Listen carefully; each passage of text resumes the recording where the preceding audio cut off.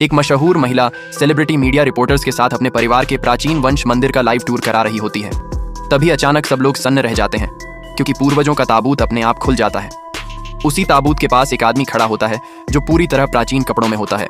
वह शांति से महिला स्टार की तरफ देखता है और कहता है, अपने पूर्वज को देखकर घुटने टेक कर प्रणाम नहीं करोगी? ये सुनकर महिला स्टार पूरी तरह हैरान रह जाती है। उसे लगता है कि कोई पागल आदमी शो बिगाड़ने आ गया है। आसपास खड़े रिपोर्टर भी गुस्सा हो जाते हैं और सोचते हैं कि यह आदमी जानबूझकर ध्यान खींचने के लिए नाटक कर रहा है।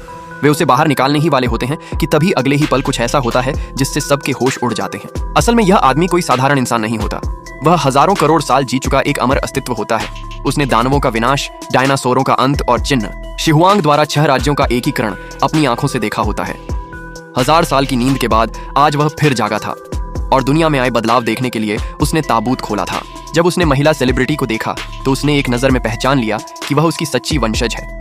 इसी कारण वह उसके सामने आया और खुद को उसका पूर्वज बताया। लेकिन रिपोर्टर्स को यह मजाक लगता है। वे उसे बाहर निकालने की कोशिश करते हैं, मगर अगले ही पल वह आदमी हवा में हाथ घुमाता है और सारे रिपोर्टर दूर जा गिरते हैं। फिर वह आदमी महिला स्टार के सिर पर हाथ रखता है और उसी क्षण समझ जाता है कि इंसान अब एक अत्यधिक विकसित युग में प्रवेश कर चुका है। लाइव ब्रॉडकास्ट खराब न हो इसलिए वह चुपचाप एक तरफ बैठ जाता है। इसी बीच महिला स्टार के दादा वहां पहुंचते हैं। जैसे ही वे ताबूत खुला देखते हैं उन्हें गुस्सा आ जाता है, लेकिन फिर उन्हें याद आता है कि यह ताबूत सिर्फ पूर्वज ही खोल सकता है। यह समझते ही पूरा मेंग परिवार बिना एक शब्द बोले जमीन पर घुटने टेक देता है। दादा बताते हैं कि वे मेंग परिवार की 3828वीं पीढ़ी से हैं और अपने पूर्वज का स्वागत करते हैं। एक रिपोर्टर सवाल उठाता है कि कोई जवान आदमी पूर्वज कैसे हो सकता है।